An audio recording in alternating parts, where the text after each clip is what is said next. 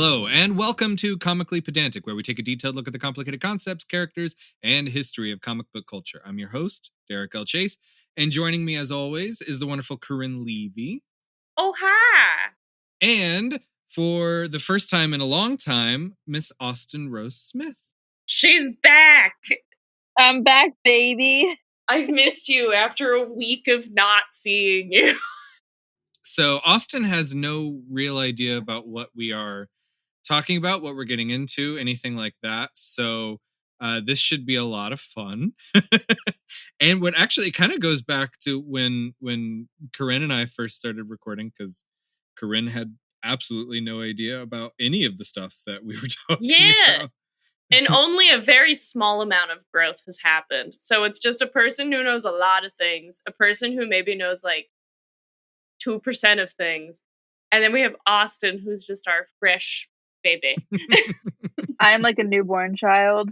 Teach me your ways. Corinne and I are going to be doing a little bit of an experiment in that we are going to be reading all of the Clone Saga. Spider sense tingling. Something's going on here. The fun thing about the Clone Saga is that it is a mess. And it is something that was not supposed to last nearly as long as it did. And yet they just kept throwing things out there. So we're going to do something a little different in that we're going to alternate story arcs and read those and bring the notes to each other. Yeah, it's going to be like a little book club where we're both equally lost. And we're gonna see if it makes any sense as we go through it. Now, I know how it ends. I know a little bit of what we're gonna get into as we move forward.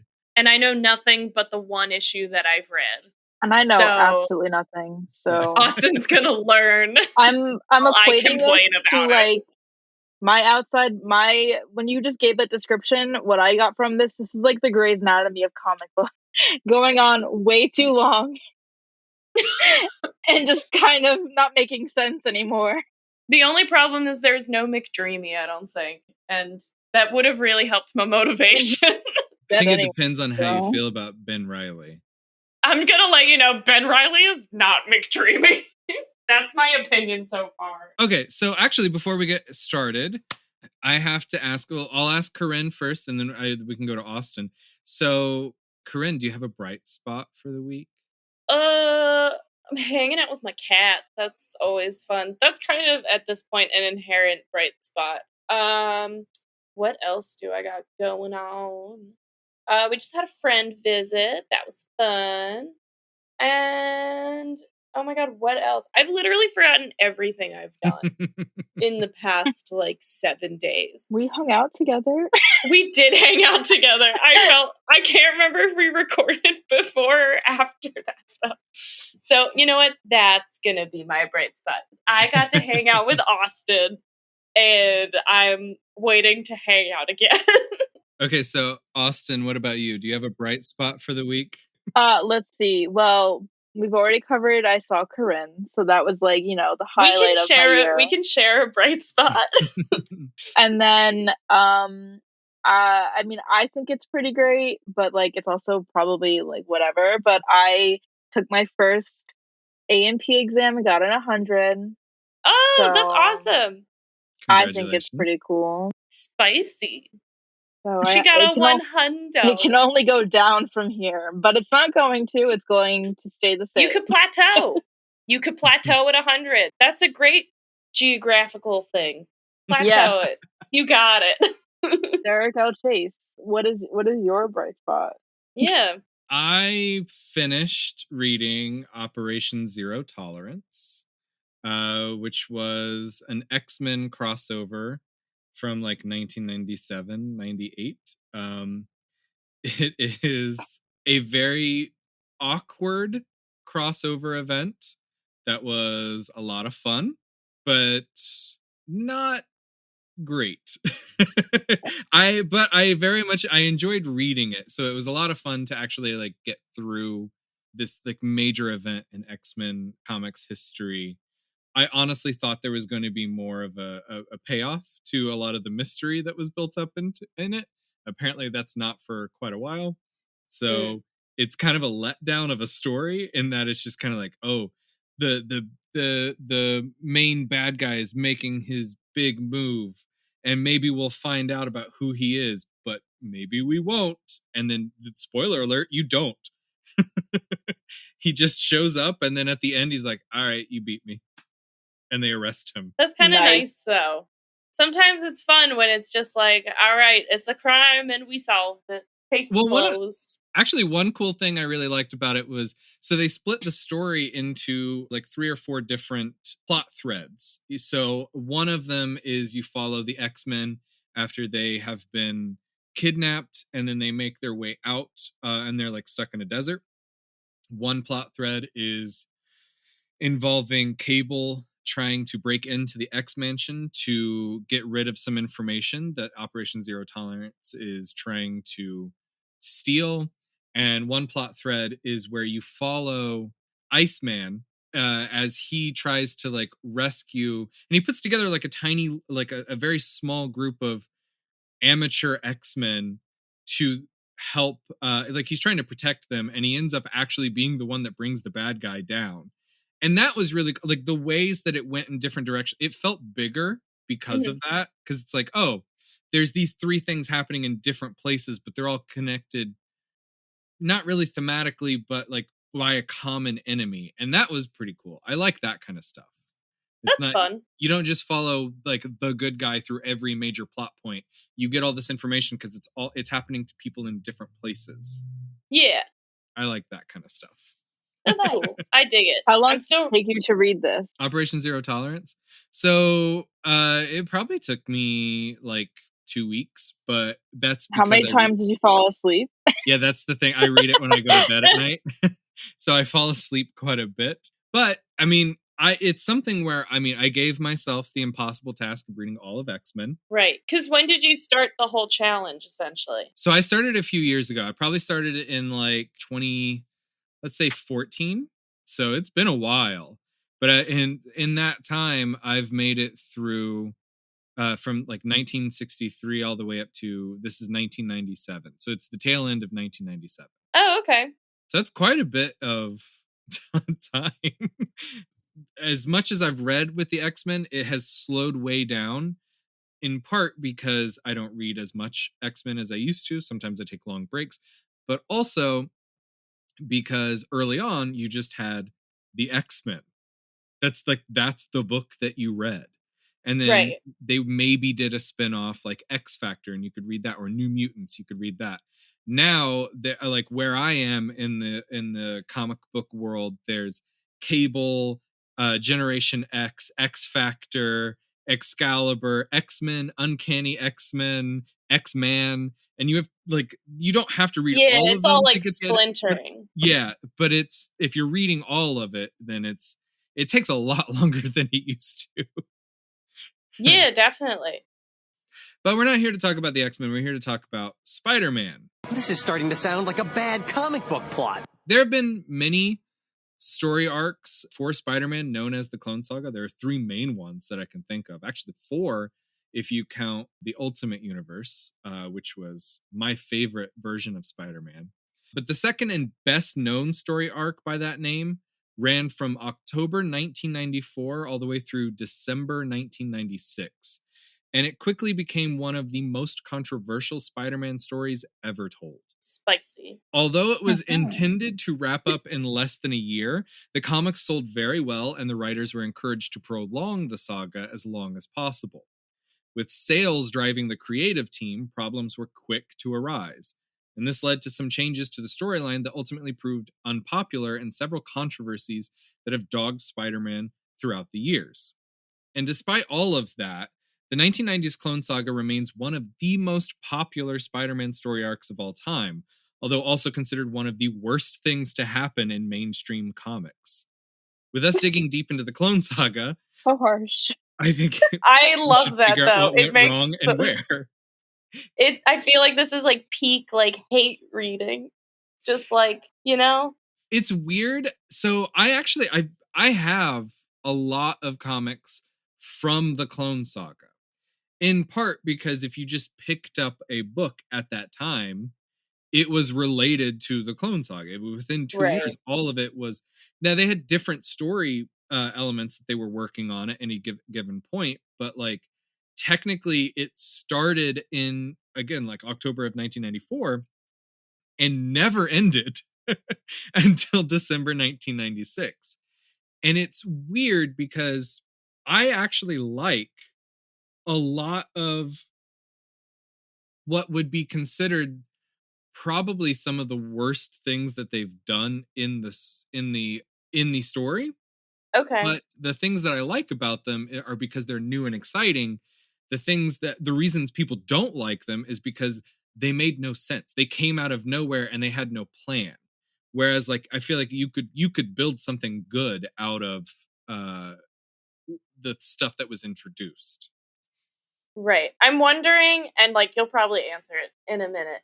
Like, so it sounded so Marvel wanted them to continue because it was selling well. Yes. I'm gonna be wondering this whole time, when did that conversation happen? And then Well, I how do long is have the rest of the other? Okay, so you do have an answer for that. I have an exact answer for that Okay, because great. there it That's was a my first point where it was question. supposed to be wrapped up, and they said, "Hold on, Wait a minute. we need to keep this money train going." And Right. there's a lot. If There's it's so bad, why did it bring in so much money? You know So- what? I think I have a guess. It's Okay. because it's the CW on paper. Like, Yeah. Ooh. you get something good I know for like exactly the what first that two means. seasons, and like you get one good Riverdale season, and then they're like, "What if we make a musical?" And you're like, "That's not great," but like, okay. And then they're like, "But what if we did Dungeons and Dragons and everyone's on drugs?" And then it goes crazier from there because they're like, "We have to keep making it crazy now because that's what people know us for, and that's what's bringing us money." And like, Mhm. Derek is making a face like I'm right, and I feel like this is. I I'm would about like to to just be. interject real quick before Derek goes back, because once he starts, it's hard to stop him. That's why I got hired. I cut that bitch out. I love a good musical episode, I do too. It has to be but decent, though. I will say, top them all, Buffy. Oh, that's the best. Yeah. one. Best one. Oh Anyway, my god. carry I on now. We're gonna get into a lot of the context for what made the Clone Saga, but in order to really get into where this comes from, we have to talk about the first Clone Saga, because Which is not the one we're reading. right, we're reading the second one. It's the And I've one read nothing. if you were to walk up to someone who at a comic book shop, I was going to say on the street, but no one on the street would know. If you walk up to someone in a comic shop, and If I walked to somebody on the street and I was like, "Do you want to talk about books with me?" They'd be like, "Who are you? What religion? if you brought up the Hello." Clone Saga to them, they wouldn't. 99% of the time, they would not think of the first Clone Saga. They would immediately think of the second one. It is the one that is Okay. the most well known. But the first one is what started it all. Right. In the summer of 1973, writer Jerry Conway made the decision to kill off Gwen Stacy in The Amazing Spider-Man 121 because the Okay. editorial team felt that Gwen had become stale as a character and they wanted to instill an additional element of tragedy into Peter Parker's life. And I would agree with that. I think Gwen Stacy's a fine character, but I think she's a much more interesting character dead than she ever was alive. That And seems about right for when people try to write women in the 70s. Which And the thing with Gwen Stacy, that was so for anyone that doesn't know, she was killed in a confrontation between Green Goblin and Spider-Man. If you've seen Amazing Spider-Man 2, it's very similar. He takes her. she like falls, right? And then he tries to catch her, but the tries to catch momentum's her, not and it right. just doesn't work. Yeah, I know Right. that. If I know you- something. I'm gonna high five Austin for that one because that's like the one of the three things that I knew about Spider-Man. If you read the comic where she dies, it's kind of left a little ambiguous as to how she died. She was either murdered before the goblin threw her off the bridge. She either died from the fright of falling, or the one that I think makes the most sense and is kind of backed up by a lot of the circumstantial evidence in the comic. Spider-Man's web snapped her neck. Yeah, Kind of like that theory the best. I have my own reasons to believe like what it is, but I will talk about it more with the episode that of like the first ones that I'm reading, because that gets brought up. Okay. So I'll save for that.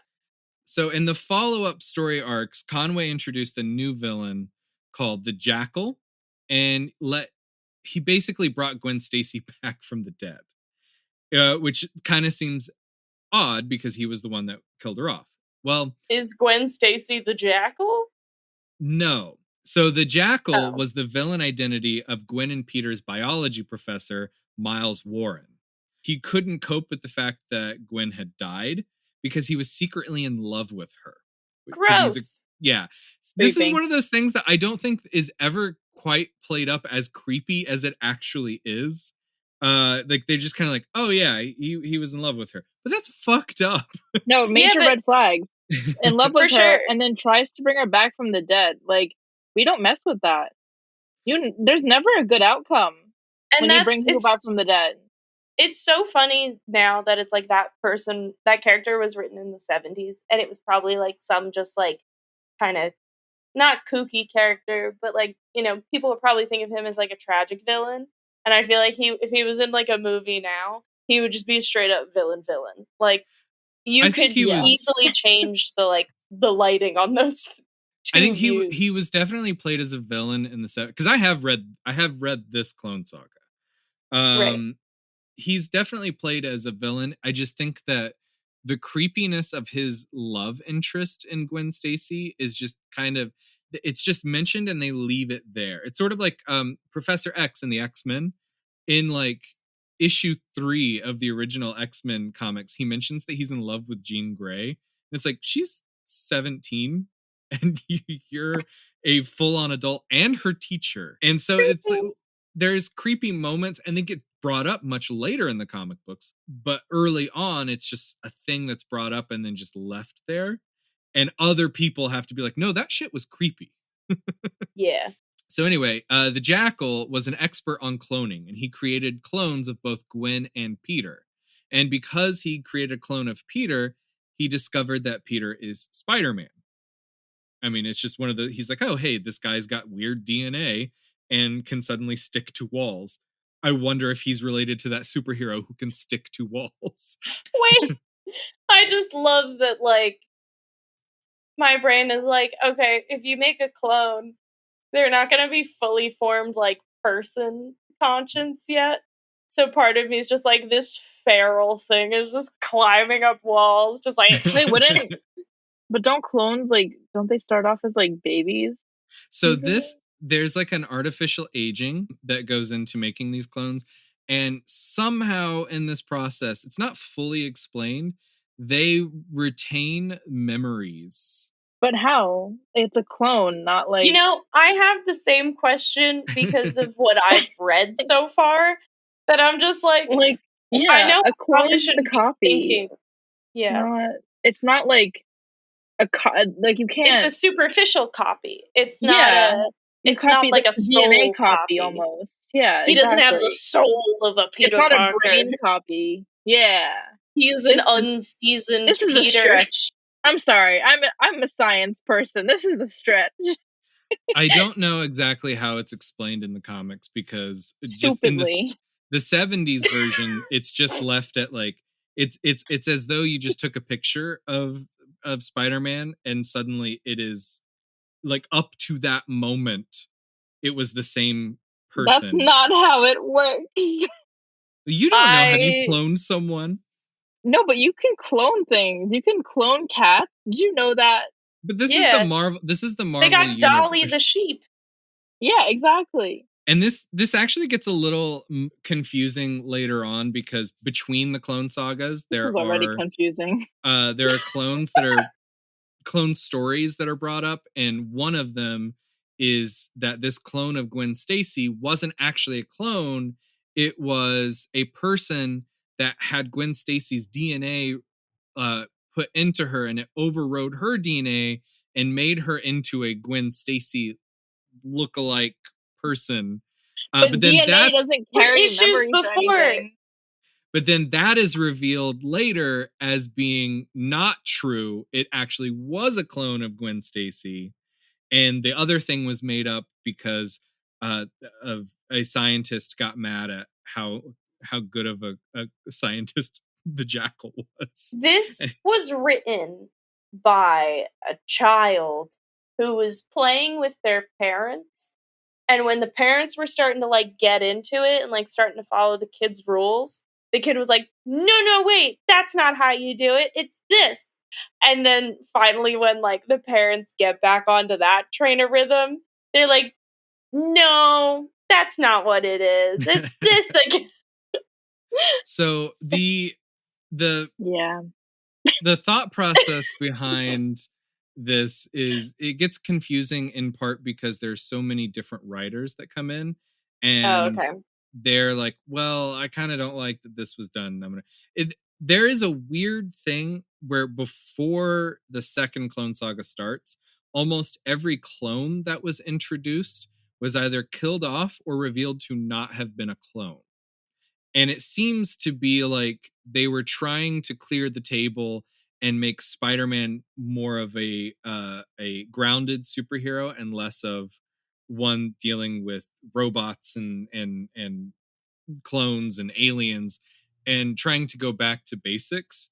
It also seems like they're kind of trying to do the thing that we were talking about with Batman in like when we were talking about like Dr. Hurt and stuff, where it's like there's only one true Batman.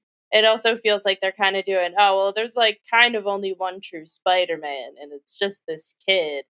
Like, you can't have a robot do it because they'll just like break, or they just won't be a robot. Well, so it's interesting you say that because so like the Clone Saga from the 70s, the Jackal made Gwen, he made Peter. Well, to get back at Spider-Man, because he believed Spider-Man was responsible for Gwen Stacy's death, he knocks Spider-Man out. And then when Spider-Man wakes up, he's in a room with another Spider-Man. They both wake up and they both think they're the original. So they get into a fight, and one of them ends up dying. Not like one doesn't kill the other one. It's just because of which shit one? that happened. The surviving Spider-Man believes that he is the original Spider-Man because he realizes he's in love with Mary Jane Watson, which that did not happen until after Professor Warren, the Jackal, had created the clone. So he couldn't be the clone because he has this love for Mary Jane, which didn't exist beforehand. So Spider-Man takes the body of the clone up to an incinerator and drops the body in because he's trying to hide the evidence that there's a Peter Parker dressed in a Spider-Man costume. And during that time, the Gwen Stacy clone disappears and decides she's going to live her own life. She's going to be not Gwen Stacy. She's going to do her own thing. And the climactic installment of the original Clone Saga leaves it sort of ambiguous as to whether the original Spider-Man or his clone was the one who perished in the explosion during their fights. Jerry Conway has said that the ambiguity was unintentional, and that at the time he just kind of took it at face value that Marvel would never want to replace the star of The Amazing Spider-Man with a clone. So it's like there's clearly this is the original because he's the one starring in the book. Well, that's how the original Clone Saga ends. Okay. And then we have 20 years of following this Peter Parker around.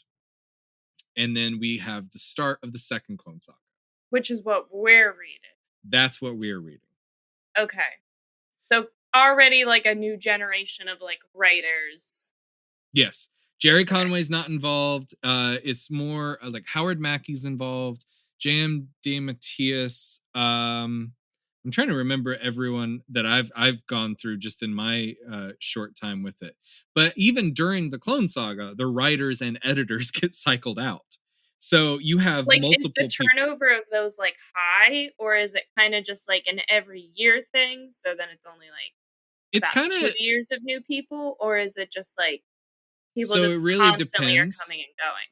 It depends on the title and where people move and what's going on in the industry at the time. So like Chris Claremont famously wrote the X-Men for like 16 years and was Cool. in charge of pretty much all of the X-Men during that time. And when the Fantastic Four started, I think Jack Kirby and Stan Lee worked together for like 105 issues. Right. So like that's insane. That's like one of the longest running tenures together.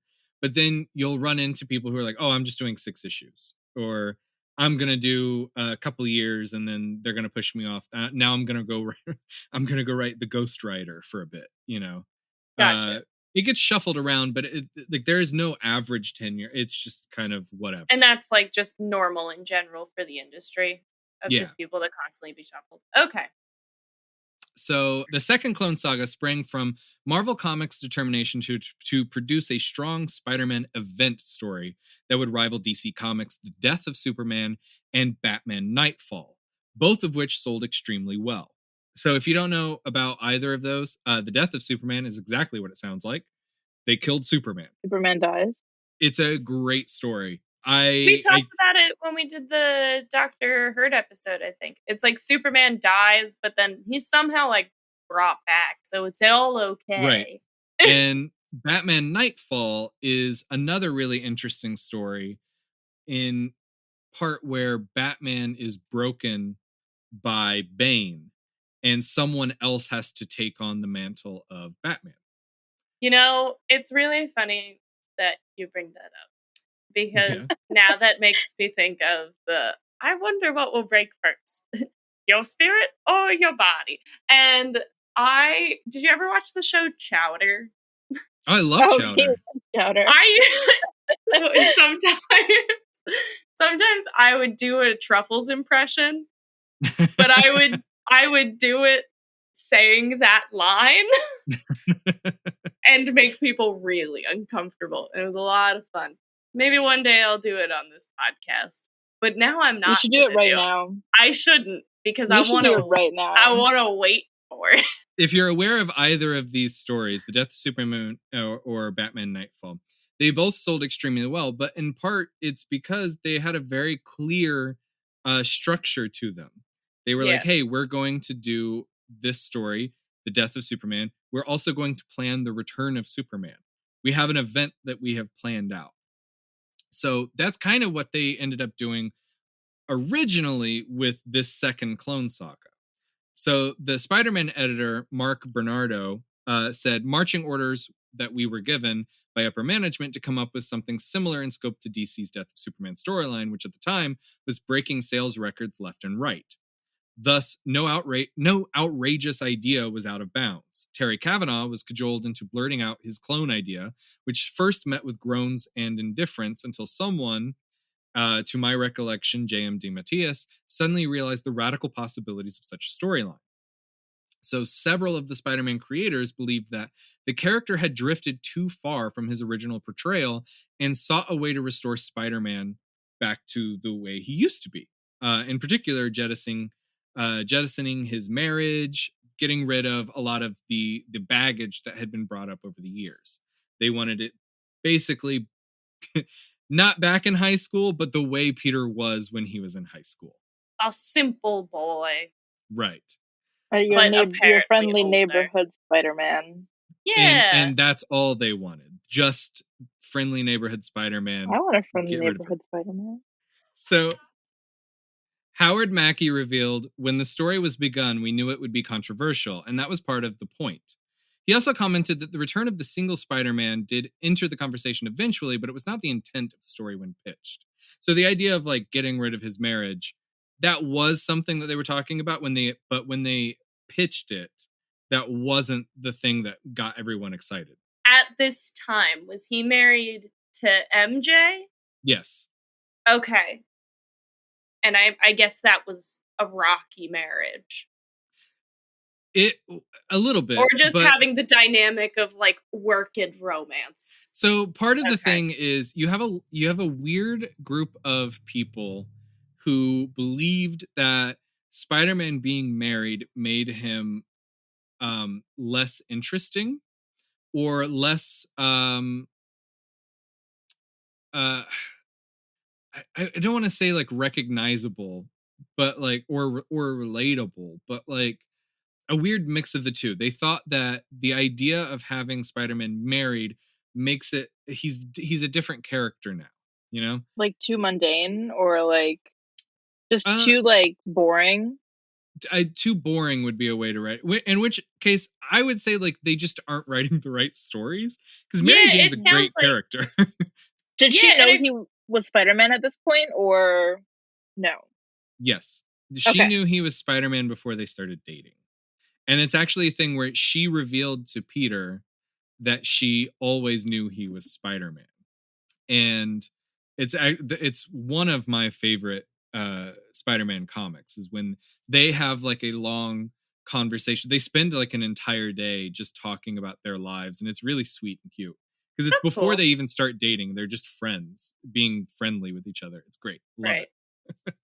Bernardo added that the length of the arc was initially planned to be very short.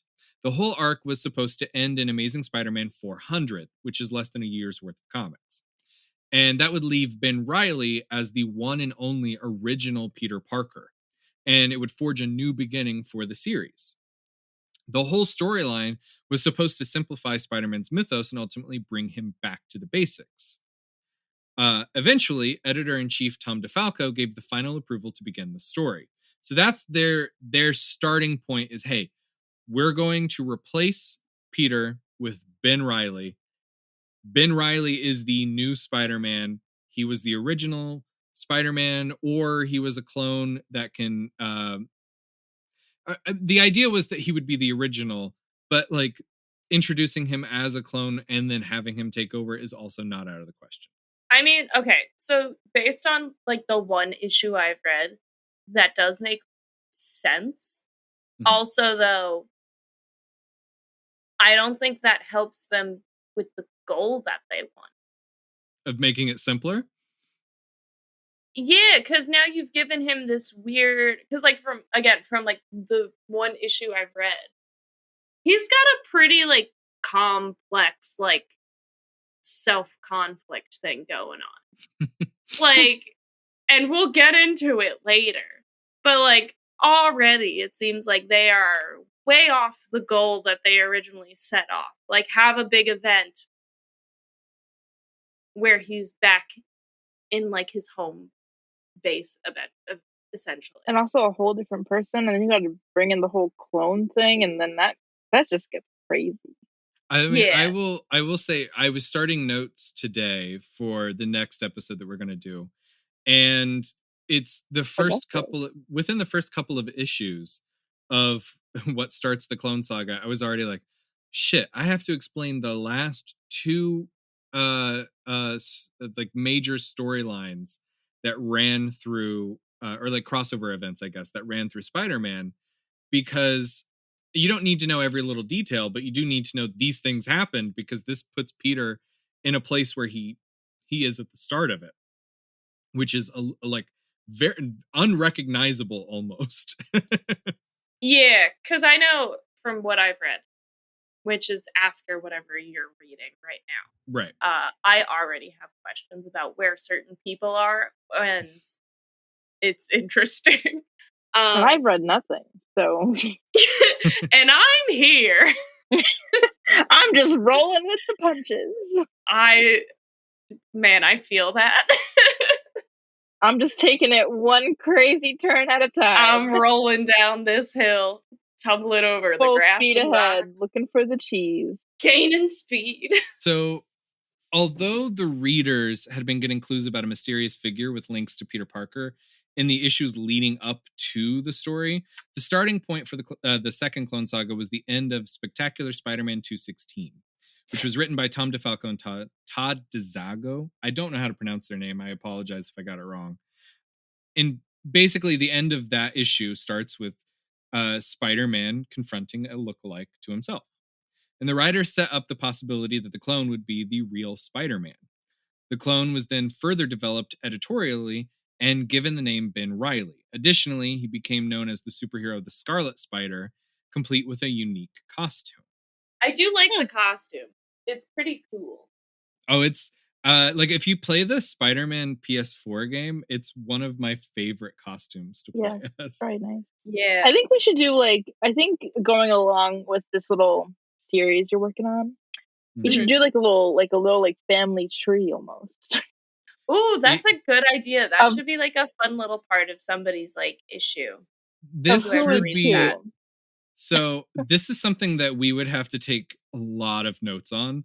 I can do like a rough one. I think based on some info. We actually, I think I'd have fun doing that. One thing that we should do is try to keep all of the evidence that's provided for the mystery of like what the fuck is actually going on and see if we can figure it out and how it fits together at the end.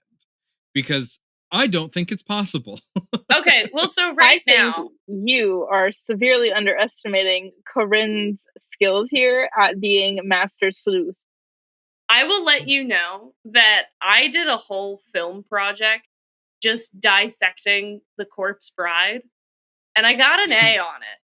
I think I can do this. See, she is basically an expert in her field. I have written a 5-page essay comparing and contrasting Quentin Tarantino and Wes Anderson. And believe it or not, they're a lot more similar than you think. And I can send you that 5-page essay. A lot of feet. Also got an A. No, actually not. Wes Anderson doesn't have a lot of feet. It's the only thing I could think of. He's only got 2.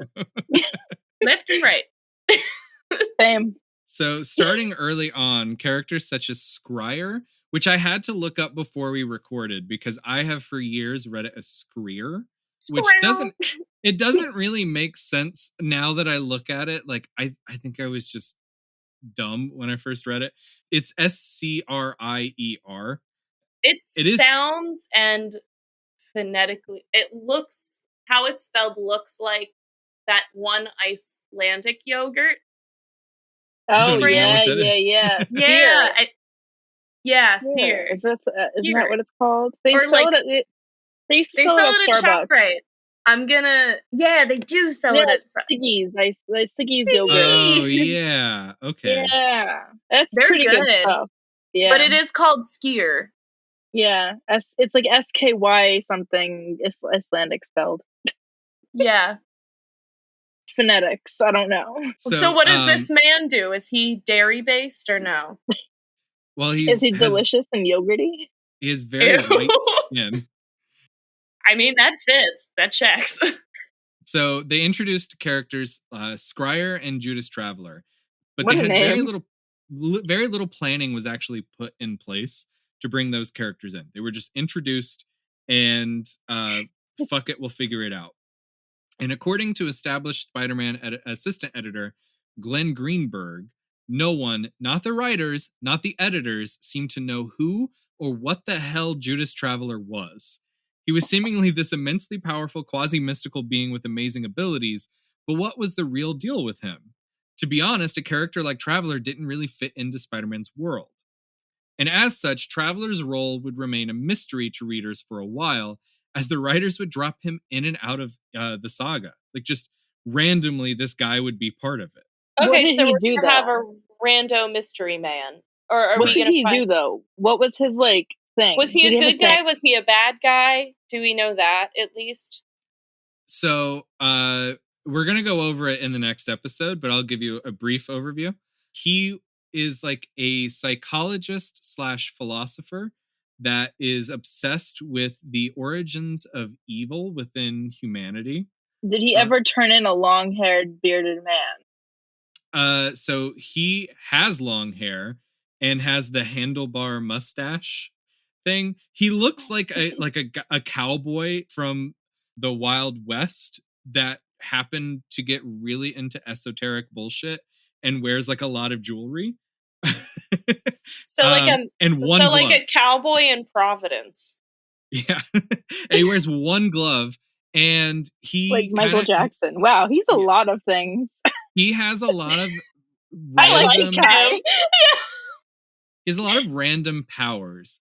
And so when he first shows up, he becomes obsessed. Well, again, we're going to talk about it more next episode. Okay. He becomes obsessed with looking into the criminals, the criminal insanity, I guess. Okay, I can see where that's coming in based on then also becomes obsessed with Spider-Man and trying to figure out Spider-Man's whole deal.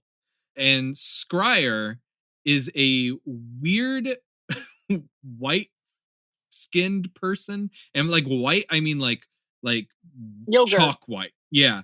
Like he has like albinism or something. Right. And he wears a black cloak. And as far like where I am in my reading of the Clone Saga, that's it. That's the entirety of their character. He only wears a black cloak. Is he just naked underneath the cloak? I'm pretty sure, yeah, actually. He's kind of like who's the one teacher in Fairly Odd Parents? He's the Chris Crocker of this series. He's trying to solve stuff. So we have Scryer and Judas Traveler that are introduced, and no one really knows what to do with them. So I don't know what to do with them, but it's they're fine. Gonna bring them in and out of the saga as they kind of come up with random shit for them to do. Okay. And this is where we run into Marvel's first big problem. You have money, right? I'm not very liquid right now. Marvel Comics experienced a major financial crisis, which nearly bankrupted the company. I would say this is Marvel's second problem, because their first problem was they didn't plan anything. That's a big issue. Their first problem was trying to clone things without understanding cloning. Well, yeah, exactly. They didn't plan anything. They didn't think about, like, I will die on that hill. I'm not saying they should have gone, like, full-on interstellar study with how shit should work. But maybe, like, just inter. I don't need the stellar part. I just need the inter part. This is going to get... I think this is going to be an ongoing issue for you, because... I can't wait.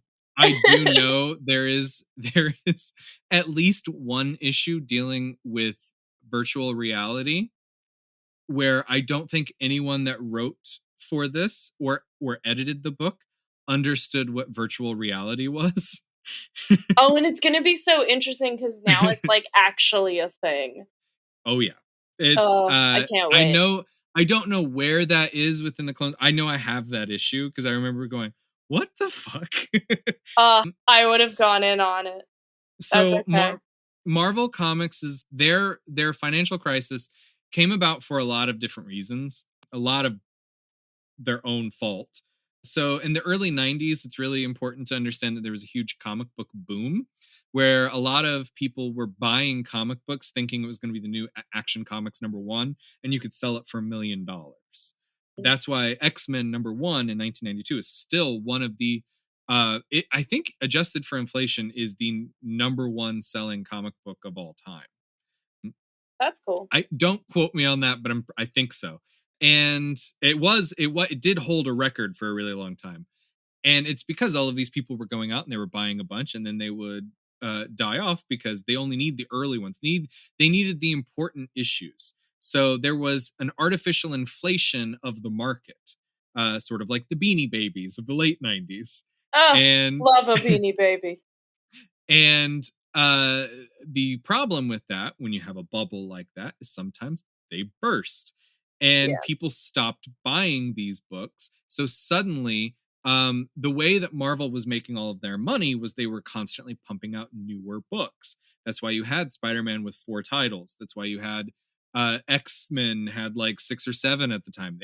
You just keep expanding the line because people are going to keep wanting to buy the new thing because that might be the thing that gets them a lot of money later on. Then when that stops, suddenly you have a shitload of things on the market that do not sell, and you are just pumping money into a pit. Now, this is because your demand's gone down. Right. And this is also around the time, because of this bankruptcy, they sold off the rights to Spider-Man, the X-Men, Fantastic Four, Daredevil, That's why you have Sony making Spider-Man movies. That's why That's when Fox had things got the complicated. X-Men and the Fantastic Four. This was their way of trying to save their company. And interestingly, it worked. Some of the comics or some of the IP that they could not sell were the Avengers comics, the Captain America, the Iron Man, Thor, because they were seen as too silly to be able to make a movie out of. And that's why Marvel held on to the intellectual property of those characters and were able to make let's be real. If Marvel had the X-Men, Fantastic Four, Spider-Man, even Daredevil, if they had the rights to those when they started making movies, there would not have been an Iron Man. Or at least if there was, it would have been way down the line and it would not have been done the way that it was. Exactly. The reason we have the Avengers as a whole movie movement is because those were the only characters they had rights to. So this financial crisis that they found themselves in got a lot of people in trouble. So editor-in-chief Tom DeFalco was fired, and Marvel's comic line was broken into 5 separate groups, each with its own editor-in-chief. So Bob Budiansky became editor-in-chief of the Spider-Man line. So the way that this was supposed to work is you would have like the X office, the Spider-Man office. I'm trying to remember what the rest of them are. Let's say the Avengers office. But just like some other big right. And you had underneath that, everyone reported to that person. But it also became a little difficult because these editors didn't necessarily need to coordinate with each other because you're kind of doing your own thing, you know? Because they kind of made like a weird bureaucracy for it. Right. Yeah. That's one of the reasons why that doesn't exist anymore. They still have editors, but it's done a little differently than it used to be, you know? Yeah.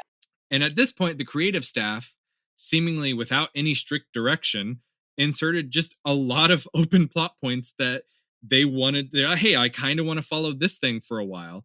And a lot of these were never resolved because they had to keep moving things further on. So you just have, I'm going to introduce this and I'm going to introduce this. And well, it's like the TV show Lost. If you just keep throwing things out there, eventually we'll figure it out, you know? I still get very like CW show vibes too, because it's just like they're just trying to grab for that thing that their old fans or their fans want, what they think that people will like look into. So yeah, I get that.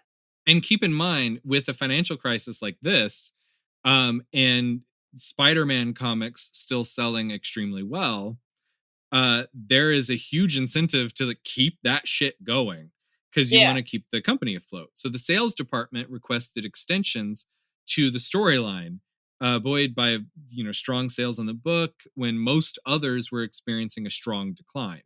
The X-Men were going downhill at this time up until Grant Morrison came in the early 2000s and like revamped everything. Right. And with that extension, the storyline ended up outliving a lot of the creative staff, and many of the decisions of the eventual direction of the storyline had to be changed. So you get everyone's leaving, but the thing that they started is still going. So at what point in years are we at here then? So they filed for bankruptcy in 1996, which means this would have been probably starting in, I would say, 95. So like right in the middle of the Clone Saga. Right in the middle.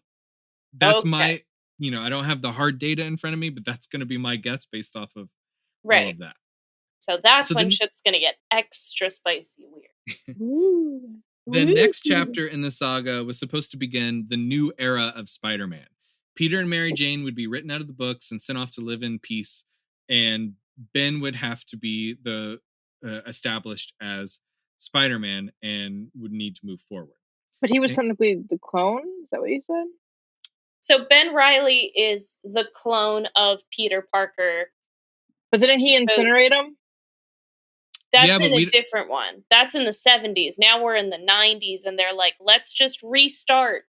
There is so when they sat down, they did write out a small plan for what happened to Ben between the 70s and the 90s.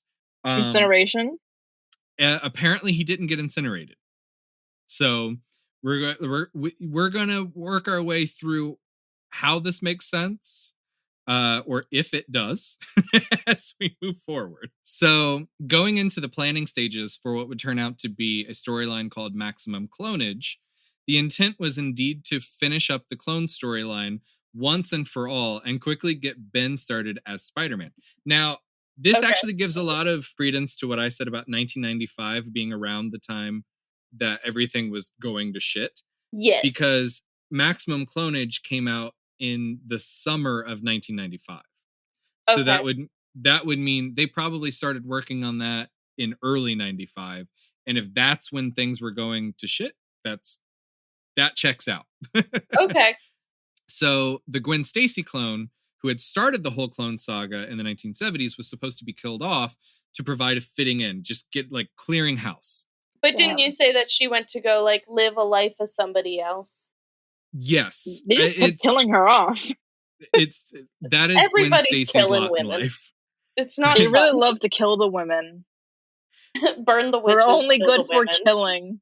Here's the problem, though. Impressed by the Age of Apocalypse crossover of the sister Marvel Comics title X-Men, in which huge sales were achieved by long spread out storylines, Bob Budiansky ordered to duplicate the recipe for the Maximum Clonage project. So, Age of Apocalypse was a weird story arc in the X-Men where they literally shut down all of the X titles and replaced them with an X title set in an alternate universe where Apocalypse had taken over. And everyone went crazy. It's actually a really good story. So everyone went crazy about it. Right. And because that sold really well, they were like, we have to do this and do it with Spider-Man. Now, if you're catching on to a pattern here, they just keep going, look, someone did something popular. Let's do that with Spider-Man. Yeah. Over and over again.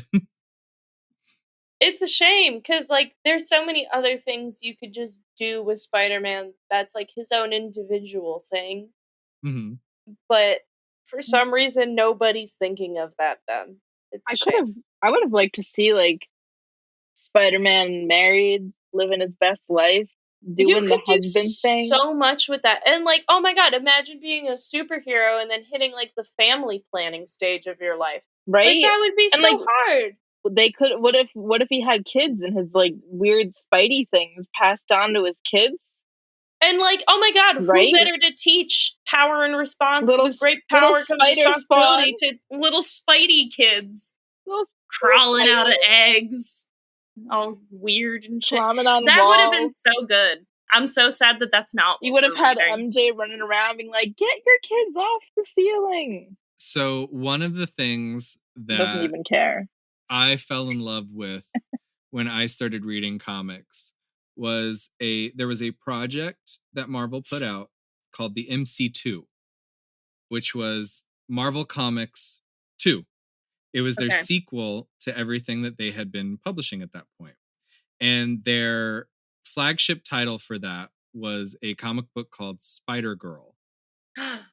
And Spider-Girl was Mayday Parker, the daughter of Peter and Mary Jane. And you follow her while she's in high school, and she takes on the identity of Spider-Man. Yeah, that was cool. I support It's a lot of fun. It's really good. I want to see more of that kind of content. It's one of my favorite books to go. Now, it's very dated, but it's very good. It was a lot of fun when it was coming out, and they ended up building an entire line around that concept, including a secondary Avengers. There was an X-Men series. There was a character that would pop in and out of Spider-Girl known as Dark Devil, who was a kind of a demonic daredevil. It was great. And I think now, unfortunately, I would say until we finish the Clone Saga, maybe don't check out those books because they were published after this. So they took a lot of stuff that happened in the Clone Saga and used that as the basis for their sequel idea. Yeah. So okay. I mean, it sounds cool. Add it to the list. I already have so much on the list. Add it to the list, Corinne. It keeps You're gonna be busy for the next 20 years. And more. You're gonna be on your deathbed. My coffin's just gonna be pages Mod Podged all around. Now, the problem that they ran into after deciding that they were going to mimic the Age of Apocalypse, they always run into problems. They had to change everything again. So now they decided they were not going to kill the Gwen Stacy clone. And they literally create these problems, though. Mm-hmm. Literally. Like, this could have been avoided. And a lot of they were criticized pretty heavily during this time for like characters kind of having no motive or their motive not being understood. Yeah, because you keep turning, it's like you're turning a kid around with the piñata and then they don't know where to swing. Like, they gotta just pick a thing and like commit to it. And then the other thing was they would have issues with like villains, heroes. They were all acting the same. And they were like, I don't know who to fucking vote like for because they're all just kind of doing what the fuck ever they want, you know? Yeah, because it's also very much like, again, if you're having these characters go back and forth on like, oh, I'm a clone. Oh, I'm not a clone. I'm alive. Just kidding. I'm dead again. Like, then there is no point to have. I'm dead. I'm dead. Fuck you. No, there's like no point to have a motive at that point though, because you're like, I don't even know who I am today. Like, unless apparently that's a very popular TikTok sound. Apparently. I mean, unless like identity crisis is going to be your conflict, like, which it doesn't seem like it is right now. Well, maybe a little bit. With one character. But like that can't be everybody's problem, you know? Right. So, following the end of Maximum Clonage, the creative staff launched revamps of established villains. So there was a female Dr. Octopus, a new Vulture, the Grim Hunter, who was the son of Kraven the Hunter. And all of these were supposed to be just like, look, we're doing something new and exciting, but no one really cared. Right. Now, this is one of those things where I like the female Dr. Octopus. I think that's she was in idea. Into the Spider-Verse. Into the Spider-Verse, yeah. Right. She's a little different in that universe, but it's the same basic it's still idea. Cool. And J.M. DeMatteis resigned out of creative wariness with the saga's repeated extensions. I would basically, too. He said very wary. It was like writing chapter 2 of a multi-part story month after month. I'm really glad I essentially started with chapter 2 then. I've immediately been brought into like the mood. Because I started reading and I was like, who's this? What's that? What are we doing? Where are we? And then you get I'm doing that now. Assistant editor Greenberg recalled that the idea was to have each Spider-Man book retitled so that the Scarlet Spider's name would replace Spider-Man's. And this, if you remember, that was what they did during the Age of Apocalypse. You would end the title and relaunch it under a different name that was like slightly different. And you would have, now it would be Amazing Scarlet Spider, Spectacular Scarlet Spider, Ben Reilly Scarlet Spider, and The Web of Scarlet Spider. And during that month, you would get 4 new #1 titles out of it. The issue here is, again, you're introducing more titles, more things to like try to sell well, but that's just like trying to capitalize on a new concept without actually building anything out. So most of the editorial staff was against this, but the Scarlet Spider was popular enough for the sales and marketing team, so they ended up doing 2 issues of each title under the Scarlet Spider name. And then now we're going to go back to there's a storyline called The Return of Spider-Man. And after that, the series would go into Spider-Man finding a new suit and developing a new life. This has been Riley. And more efforts were taken to solidify Ben as the new Spider-Man and trying to solidify like all right, we do have an idea. We are actually making something out of this. Now, is that essentially like where you have me starting? Nope. This is way later. You're right, it is. Oh, wow. Okay. So the problem that they had with this time was that the editorial staff and the writing staff didn't really care about Ben, and they really kind of just wanted to write Peter Parker. Well, yeah. I mean, you just threw listen, no one really wants to write about I feel like no one really wants to write about a clone unless they have something new to the table. If you're introducing a person who doesn't even have the name Peter Parker, but that's what you want him to be, what's the point? Mm-hmm. You know? Yeah. Oh, by the way, do you know why he's named Ben Reilly? Have you come across isn't that? Uncle Ben? Uncle Ben, and Aunt May's maiden name was Riley. Oh, I didn't know the Riley part. I was just like, Uncle Ben is a character. Yeah, that's okay. Why he took that name. So it's kind of cute and tied to interesting things, but it is cute. It would be cooler if it was like, oh, I'm a clone of this person, but I want to be like my own person now. Mm-hmm.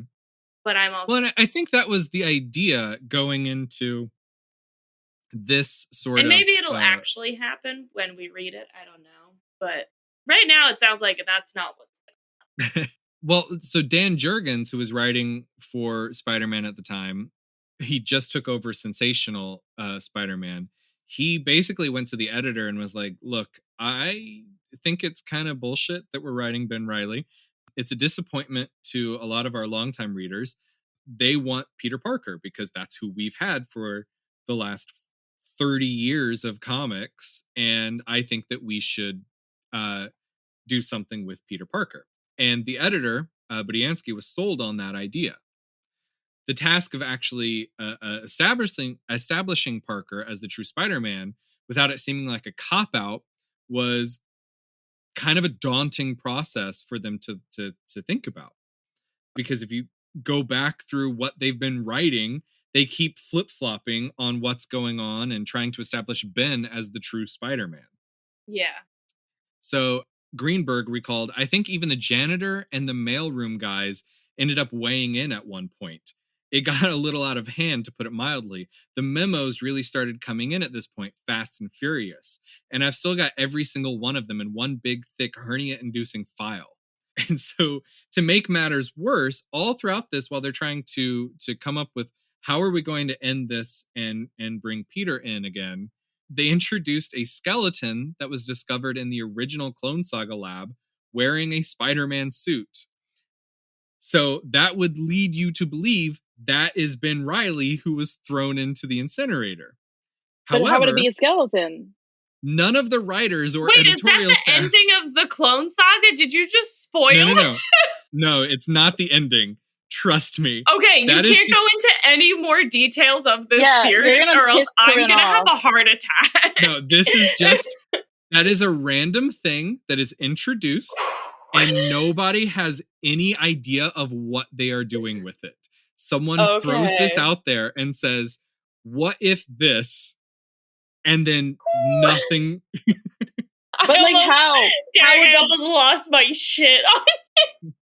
How would that be the incinerated one when it's incinerated? I'm going to eventually give you what was a planned change to end the Clone Saga. And the only thing I will tell you is what I'm going to tell you is not what happens.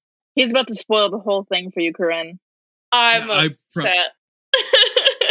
I can't. My heart is pounding. I was like, all right, we had a conversation. Everybody, the 10 people that listened, we had a conversation before we did this recording.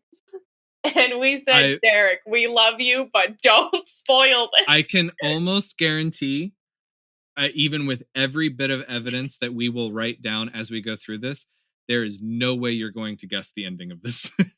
Okay. But I will tell you, this is, so the idea for the Clone Saga was a mysterious figure had to be the sole mastermind behind the entire Clone Saga. Okay. That was their thought process was, we got to make it one guy who was in charge of everything. Right. And they had to be manipulating Peter Parker, manipulating Ben Reilly, and doing all of it without ever actually like stepping out and going, ha ha ha ha, it was me the entire time. Right. And eventually they were going to reveal, they started the idea, we're going to set this up and we're going to reveal who this is. However, in July of 1995, Tom Brevoort proposed a story in which Ben Reilly is sent 5 years back in time. Now, we're talking about 5 years in Marvel Comics timeline. 5 years is the equivalent of 20 in hours. Like, they have a sliding time scale. So this would go back to the original Clone Saga. So he'd be sent back in time by the Scryer as part of a contest between himself and Judas Traveler. The Scryer would be revealed as Mephisto, who is basically the... He's the devil thing that devil. Everybody wanted to be in that one movie. The Right. Doctor Strange movie, I think. Mm-hmm. And this would set up a time loop, and he would show up to give Ben the option of saving Peter's life in place of his own. And this would eliminate the idea that either Ben or Peter was a clone, and instead that Ben was Peter from 5 years in the future and sent back by Mephisto to coexist with the current Peter Parker. And then they would introduce like the Jackal being responsible for convincing Peter of all of this, and that like that he was actually a clone, and all of this was to restore Ben Reilly's memories as Peter Parker, and then that would somehow satisfy all of the readers, right? That we have now. The actual Peter Parker is Ben Reilly, so we weren't fucking with you this entire time. So this is just one of those like examples of like crazy things that they had to come up with in order to fix this crazy thing that they built. Right. So they went as far as fleshing out all of this storyline and were planning to publish it in 1996. Now, that had won the approval of the editorial staff, the writers, everyone was on board with this. The problem was that Spider-Man himself didn't really appear much throughout this storyline. It was just, hey, we got this guy named Ben, and there's a lot of time travel stuff, and that's weird. And so some of the writers started proposing alternate solutions, and none of them got any sort of approval. And as a result, the Spider-Man group was unable to proceed with any of the conclusions that they had planned for the saga, despite agreeing between the writers and the editors that it should end as soon as possible. So they had multiple plans that they keep putting out to end it as soon as they possibly fucking can. And they end up, because they disagree on minor things, they keep pushing it off and just prolonging this thing. Man, nerds are the worst. We suck. You guys are crazy. I know. It's almost worse than engineers, but not quite. A problem that came in also around this time was the 5 editor-in-chief positions that was dissolved. So now you have one person in charge, Bob Harris. And Bob Harris decided to replace Budiansky with Ralph Macchio, not that Ralph Macchio. Oh, man. I got so excited. He decided to replace Budiansky with Ralph Macchio as the editor on the Spider-Man titles. And they unilaterally decided who the mastermind of the entire saga should be and said, we're not doing the time loop thing. We're going to do this other thing entirely now. And the great thing about that was basically no one liked it. And so that's the one that stuck. Nobody involved liked this idea. And according to Glenn Greenberg, from the writers to the editors to the assistant editors, no one agreed with Harris's idea, but the rationale certainly made sense to a certain extent. So they did decide to go with that, and the saga was resolved eventually in Spider-Man 75. So the ending of the Clone Saga was decided by some later. Well, yeah, was decided by someone who had nothing to do with it from the very beginning and just made everyone follow it because no one liked it. That's very much like a mom. Mm-hmm. Just like, I don't care who started it, I'm finishing it. Go to your room. Sit Corinne, down. how do you think it's gonna end? How do I think it's gonna end? Oh, that's actually a good point. Yeah, what are your thoughts? I think that Peter Parker is gonna find a gun and just shoot Ben Reilly.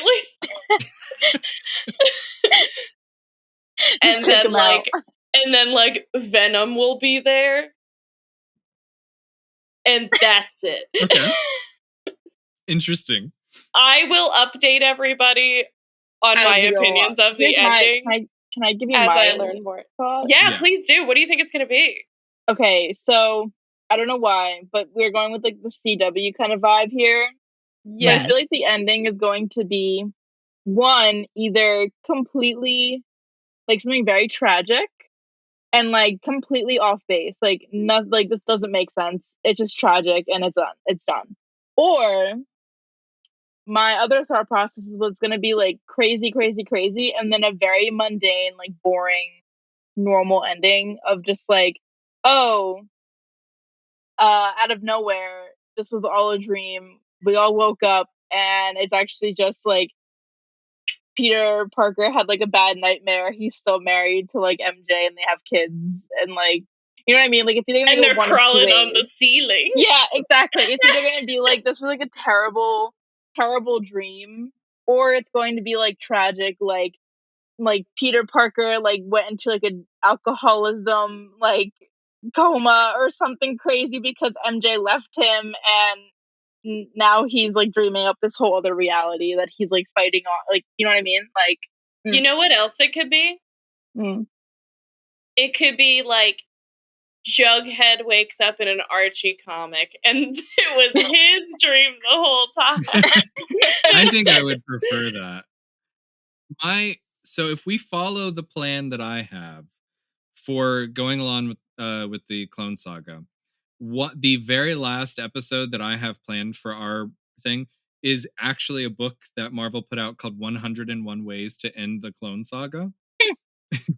And it's just a bunch of random ideas that they had to end the Clone Saga, which I think is it's a fun way to end I see it. Yeah. Now, ex-editor-in-chief Tom DeFalco said that under him, the Clone Saga would have been resolved in a different way. Their plan was to structure the Clone Saga like a 3-act play. Act 1 would climax at or around Amazing Spider-Man 400, when it would be revealed that Peter was the clone and Ben was the real guy. Act 2 would last around 3 months and follow Ben's adventures. And in Act 3, Peter would triumphantly return as the one true Spider-Man.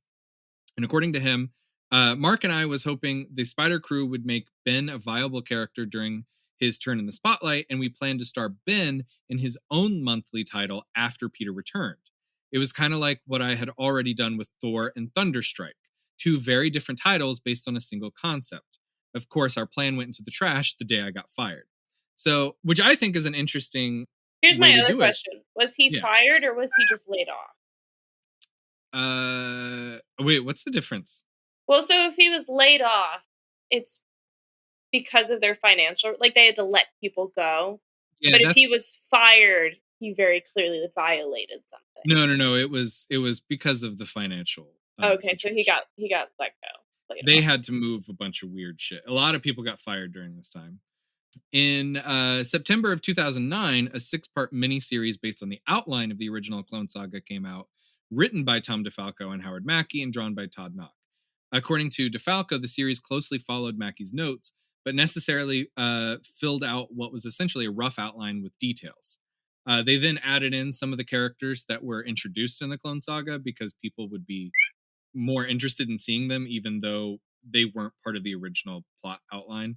Because as we get into the Clone Saga, a lot of characters are introduced.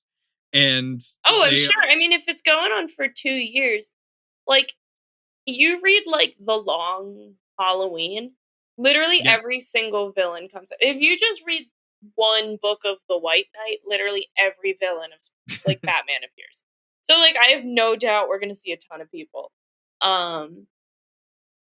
Especially if it's 2 years worth of stuff. Well, and keep in mind that it's 2 years over 4 titles plus miniseries that were introduced during this time. And honestly, that does make more sense as to like what my reading list is for like the first. So that I do. It's well, and this is one of the things that I actually really hated about Marvel Comics at that time, and they still sometimes do this, where you have a character like Spider-Man who has 4 titles. So in order to get a full story, you would have to buy all 4 titles. Yeah, it seems like it should be one of those things like you can have 4 titles, that's fine, but don't connect them. That was the original plan for a lot of the way they handled like when they did X-Men and Uncanny X-Men, it was supposed to be 2 different teams that you would be following. Or when they were originally split Spider-Man into 2 different titles, you would only have certain things overlap, but you wouldn't have to read one book to read the other to understand what was happening in the other book. You would just have different characters show up here or there. Yeah.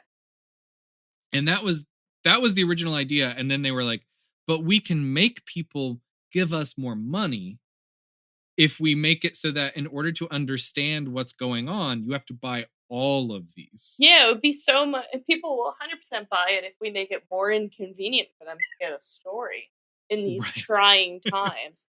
That's part of the reason why I didn't get into comics for so long, was because this is how it felt. Well, I mean, like, you can even see if you look at our notes for like the Clone Saga doesn't even technically start on like a number 1. It starts on a 216. And like what the heck? To that that's how I say, a lot of these things go. And then if you look at our notes, you'll see I don't go through when I do my abbreviations, I don't write out what volume that book is. But there's a reason why in my key for understanding my abbreviations, they're all listed as volume 1. And that's because they've relaunched a lot of these titles.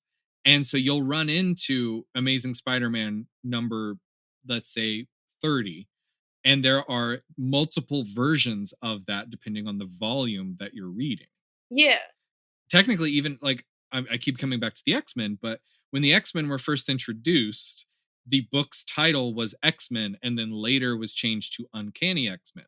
So for a while, you had, I think, 3 different books that you could pick up that were X-Men number 1. Yeah. And they all, and that's a problem that keeps happening. You have to look at either the volume or the year that series started. It's so weird because I feel like comics are the only ones that have this problem. Like, Austin, can you think of literally anything else that has this problem of just like finding a consecutive like part 1 and 2? I don't think so. I feel like comics are, for me, like they jump all over the place. Like I usually have to ask Derek before I like read anything, like, can you just like fill me in? Can you give me like, you know what I mean? Like guidance, because like it's such a niche problem. Like even when we were like watching the movies, just to watch them in order of like how they should go, like chronologically. Oh my God, yeah. He had like a whole browser page set up so he could just be like, what do we watch next? Like, so that it's chronological. That, but not, that drives me nuts about the movies. Yeah, but it was like so different from the release date of the actual movie. And that was just the Avengers movies. Exactly. But I feel like whenever I go like we go to like comic book stores and like I find a comic and he's like, well, you can't read that one because like you have to read this, and this, or you need to like start here. And I'm like, okay, let's get that one, but then you can never find. It's like a whole thing. So it's a nightmare. Yeah. I would recommend anytime you just pick up a book, just dive in, and if you don't understand it, just acknowledge that you won't ever understand it.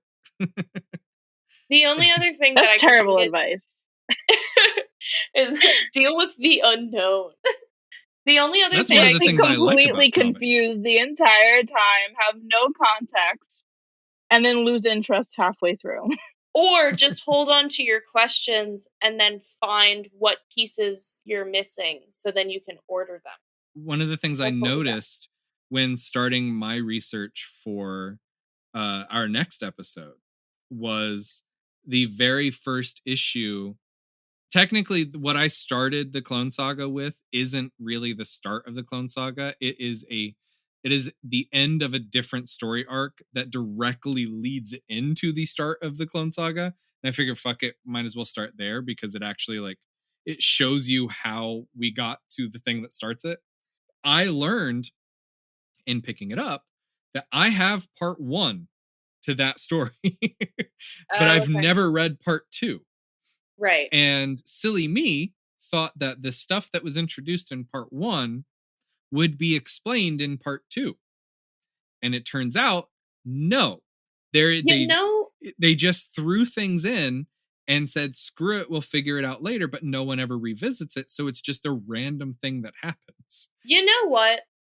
This is the most when you're on Instagram, or if you have TikTok, when you're on TikTok and you find part 1 of a story time, and then your algorithm never gives you part 2.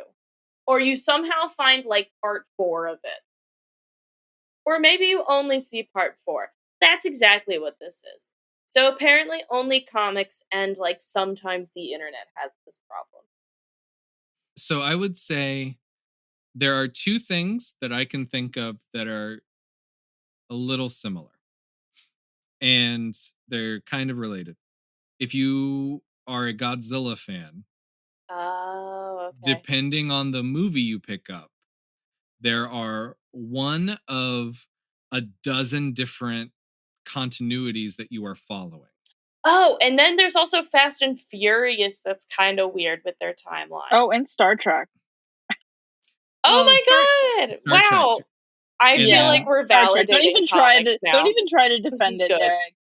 Because you can figure it out. But every time you're watching Star Trek, I'm always like, which version is it? And I've seen Star Trek. And the problem with when I'm watching Star Trek is I hop around between series. So I know. But also on a what I think is a weirder note, because you kind of expect it with a weird sci-fi Godzilla concept or Star Trek. Eventually you're going to just restart and do something different and find something else out. Halloween, the movie series. My god, yeah. There are 4 I can't different even agree. timelines. Never seen them. So if you watch Halloween, they're fun. Halloween 1 and 2, they have nothing to do with Halloween 3. Halloween 3 is its own timeline. Yeah, it's the spooky masks. Right. And then I love that one. You can go Halloween, Halloween 2, Halloween 4, 5, and 6. And those are their own timeline.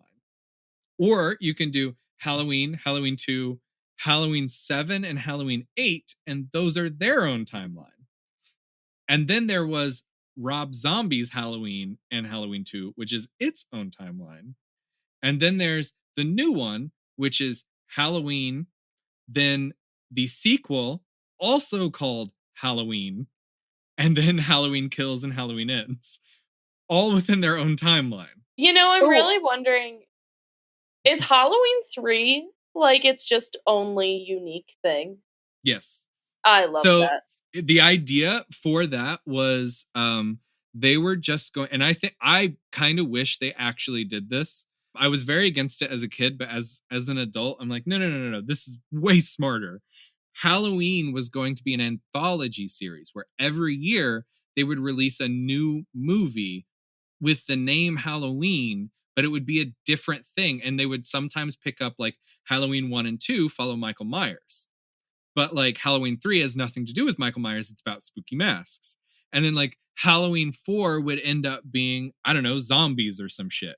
Yeah. And that was their plan. And I love that idea. That's fun.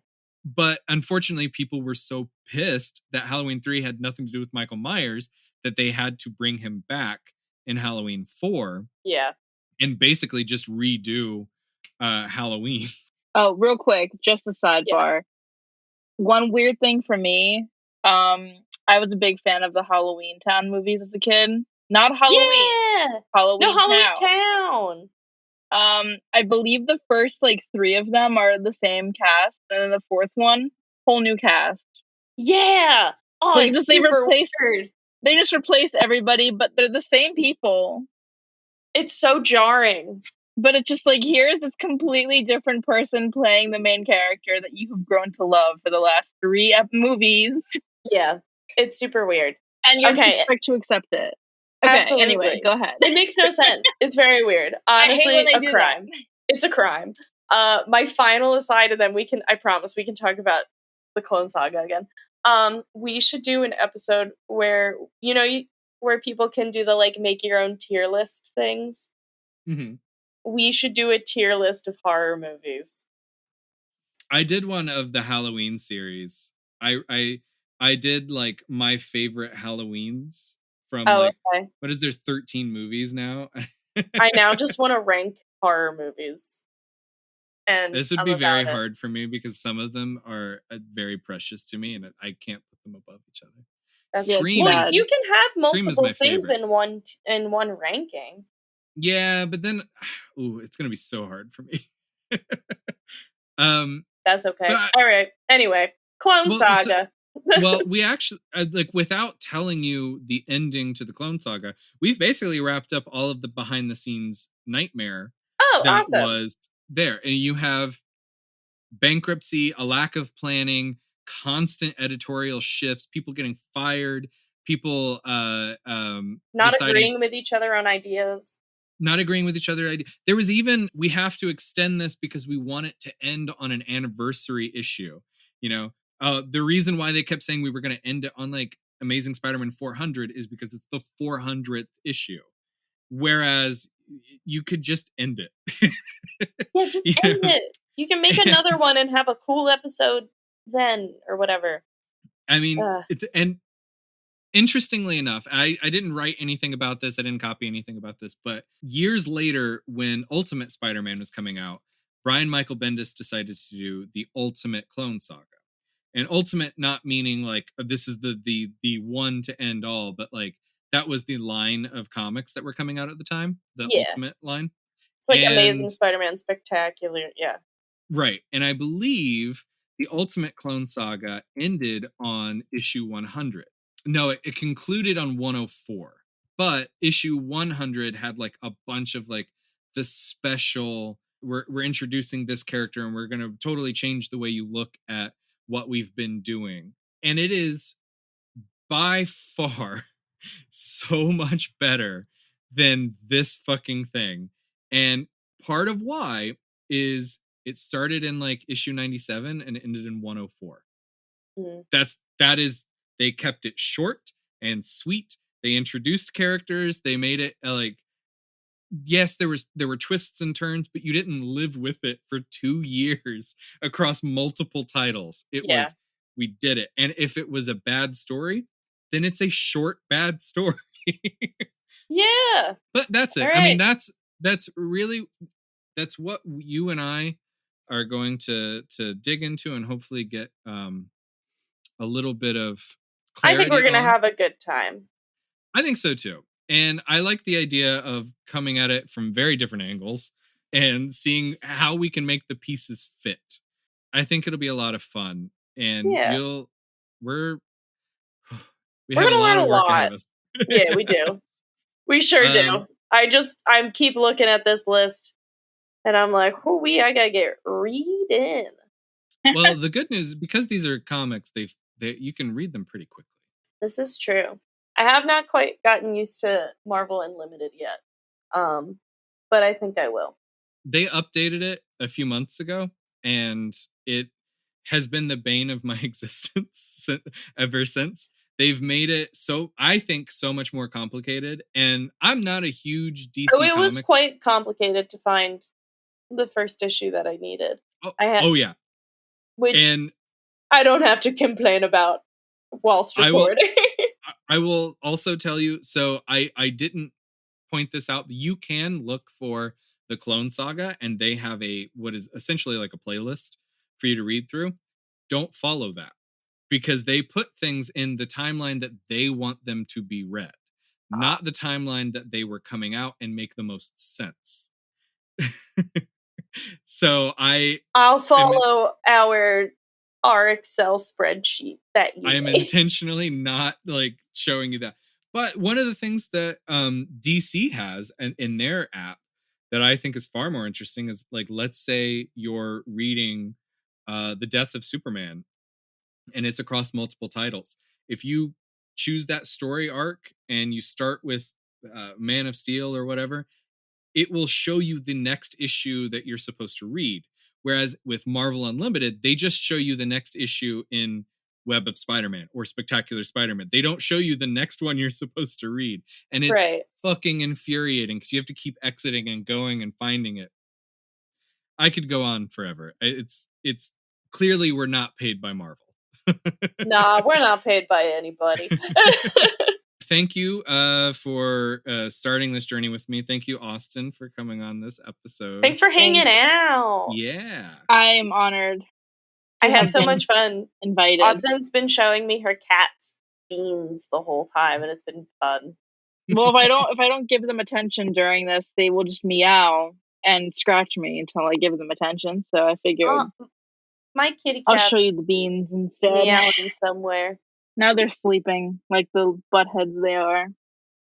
Yeah, my cat's been meowing a lot recently. He's a needy boy. He's a needy boy that doesn't understand that he only goes outside once a day. On a leash. He's learning. Yes. I walk my cat every day. He's a responsible pet owner and does not let their cat just I don't just let my cat go partially feral. Not in this house. No bird killing for her. Nah. Although maybe. He likes squirrels more than birds. But we still don't let him catch them. You can find more information, including all of the sources for today's episode, which I will just flat out say, most of this I just pulled straight from Wikipedia. Wikipedia.org. There's no point in me going and hunting down every little thing. We're going to be digging through the Clone Saga, and I will be going through as much like granular detail as I can with like the trivia that I can throughout. It's going to be difficult because it's not like everything happens all at once. So we're going to take it piece by piece and we'll figure out where we fall. You can find all of that at comicallypedantic.com. You can also follow us on Twitter and Instagram by searching @pedanticast on both platforms. New episodes come out most Sundays on iTunes, Stitcher, Google Podcasts, Spotify, and at comicallypedantic.com. If you have any comments or questions, you can send them in text or audio recording to comicallypedantic@gmail.com. Please indicate if you'd like your name or question read on the air. We will be back soon with another deep dive into the culture of comics, but until then, you can find more exciting adventures at your local comic shop.